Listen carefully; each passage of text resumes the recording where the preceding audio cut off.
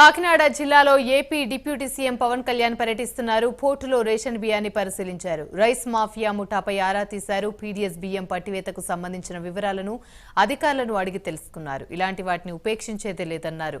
అంతా సక్రమంగా ఉంటే అసలు రేషన్ బియ్యం పక్కకెలా వెళ్తాయని ఎమ్మెల్యే కొండబాబుకు అధికారులను ప్రశ్నించినట్లు తెలుస్తోంది.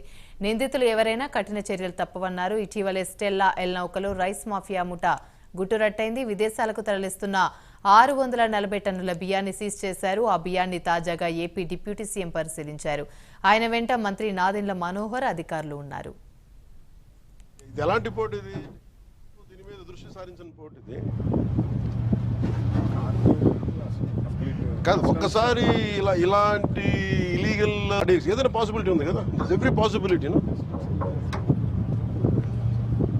I think this should